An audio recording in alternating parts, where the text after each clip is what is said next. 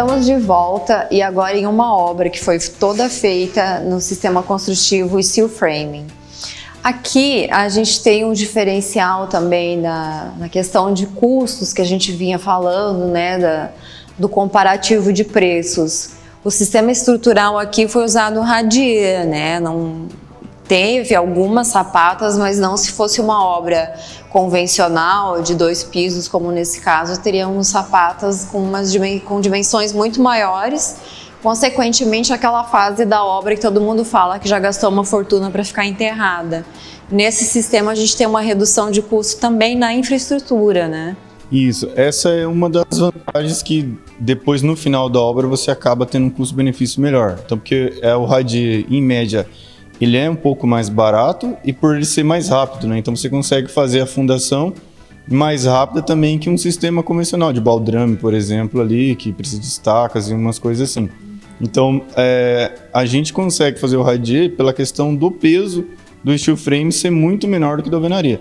Em média, 20% mais ou menos do peso que a gente tem aqui comparado à alvenaria. A gente está aqui falando, né, em termos técnicos, radier, baldrame. Para quem não sabe muito bem o que é o radier, ele é como se fosse uma laje, só que é no chão. E a gente já aproveita o radier, em cima dele faz o contrapiso, que é algo que em qualquer obra é necessário de se fazer.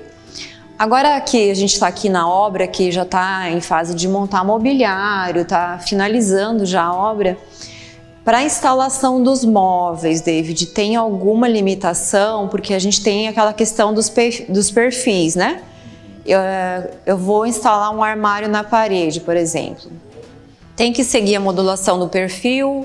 Como que funciona essa instalação, essa fixação das coisas na parede? Porque essa também é uma dúvida que os clientes sempre trazem. Mas eu vou fazer em steel frame, como que eu faço se eu quiser pôr um quadro, colocar um armário? Então, aqui, por exemplo, nessa obra específica, a gente fez a utilização da chapa de USB na parte interna também. Então, tanto na parte externa quanto na parte interna, a gente tem essa chapa. A partir do momento que eu uso essa chapa, eu tenho qualquer ponto na minha parede de fixação 60 kg por ponto. Então, isso não te dá limitação nenhuma. Porque, no geral, qualquer coisa que você for instalar, armário, alguma coisa, você não vai ultrapassar essa carga. Então, isso dá uma liberdade também, né, pelo fato de ter essa chapa de USB. Então, a gente sempre recomenda utilizar essa chapa internamente na obra também. Em determinadas obras em que precisa se reduzir o custo da obra, a gente pode utilizar isso só em pontos específicos, como, por exemplo, cozinha, que geralmente tem armários e essas coisas daí. Sim. Então, a fixação dos armários, quadros, etc., funciona da mesma maneira da construção convencional. A gente não tem limitações por conta de ser um sistema construtivo que são placas, né? Placas sobrepostas. Não, a limitação não tem. O que pode diferenciar é só o tipo do parafuso que você vai utilizar. Então, em casos em que a gente não tem, por exemplo, a chapa de USB, quando a gente tem só o drywall, que é o que a gente usa, que também é conhecido como gesso acartonado, né? Então, quando a gente usa somente gesso acartonado e não coloca essa chapa de USB, pesos, por exemplo, até 15 quilos, a gente consegue trabalhar tranquilamente com buchas especiais para drywall também. No caso desses 60 quilos aqui, a gente não precisa nem utilizar a bucha, daí, parafusos de madeira, por exemplo, ou buchas específicas. Então, a gente não tem limitação nenhuma daí no projeto. Então, gente, é um sistema construtivo muito bacana, né? No Brasil é novo, é uma técnica que ainda há muito que se trabalhar em termos de especialização de mão de obra, né? A gente tem uma certa limitação nesse quesito, né? Mão de obra especializada. Mas nos Estados Unidos, por exemplo, não se utiliza quase nada de construção no sistema nosso convencional de alvenaria. É a construção a seco, o steel framing, o wood framing, até quando tem aquelas imagens de furacões que a gente vê aquele monte de casa que é levada pelo furacão, a gente observa que são placas, né? Não são blocos de concreto como a gente tem aqui, que é mais uma questão cultural do que propriamente técnica, ou de durabilidade, ou de qualidade. Então, até Thaís, para complementar o que você falou da questão do furacão, inclusive é justamente por isso que eles usam esse sistema. Aparentemente as pessoas acham que é frágil, né? Mas pelo contrário, é um sistema que ele é mais resistente do que a alvenaria, e ele foi criado já para resistir a esses intempéries da natureza lá nos Estados Unidos. Mas nem tudo ele vai suportar. Sim. Mas ele acaba tendo uma vantagem, pela questão de... Uma das vantagens é o que o aço, por exemplo, ele é flexível, né? Enquanto ele consegue pendular muito mais do que a estrutura rígida de concreto que você tem de alvenaria.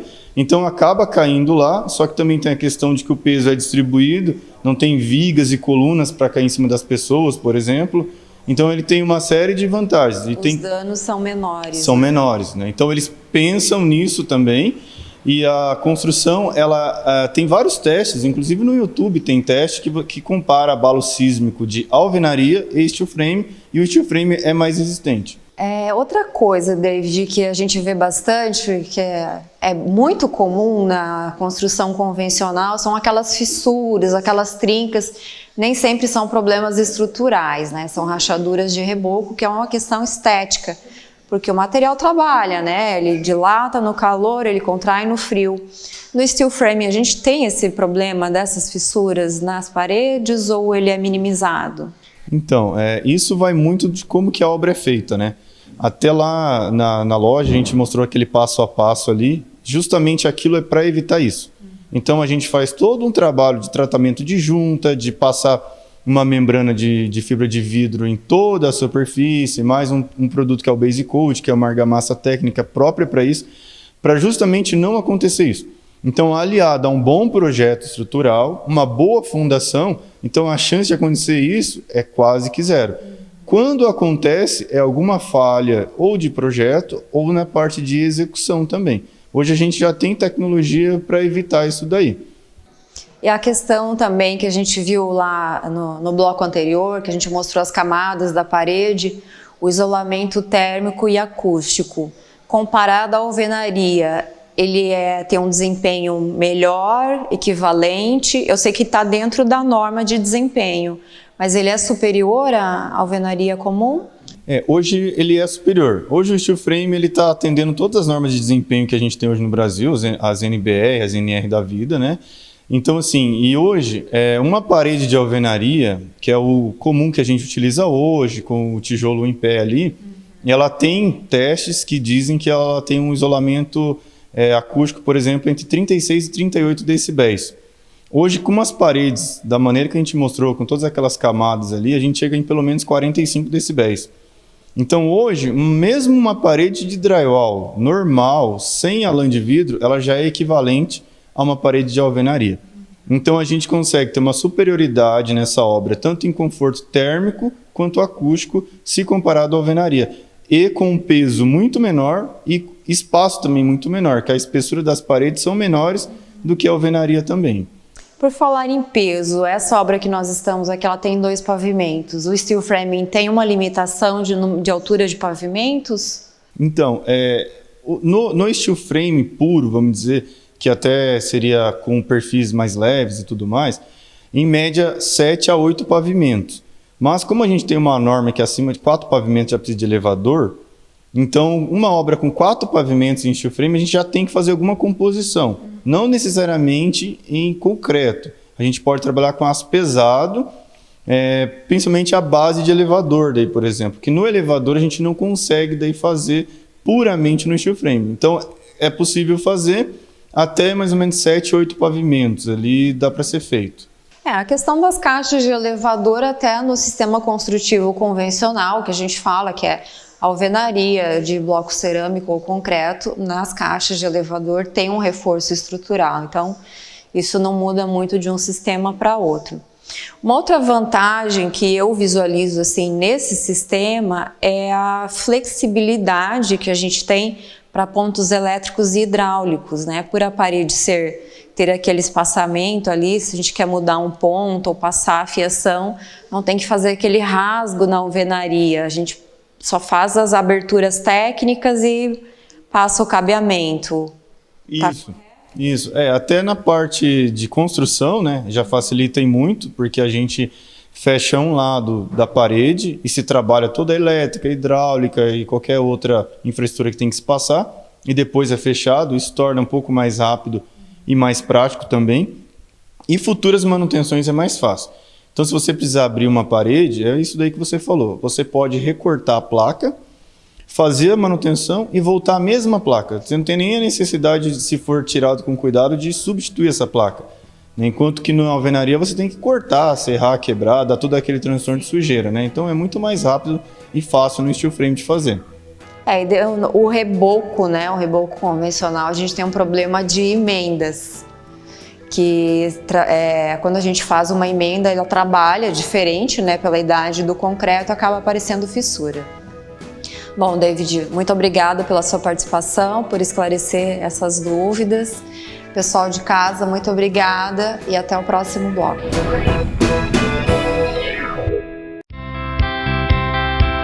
O Laboratório Biovel está a serviço da sua saúde. O resultado do investimento tecnológico e da qualificação de seus colaboradores é a qualidade e a precisão do resultado, o que garante diagnósticos rápidos e seguros. Na Biovel, você tem descontos à vista que podem chegar até 30% e condições de parcelamento no cartão de crédito e bônus crédito.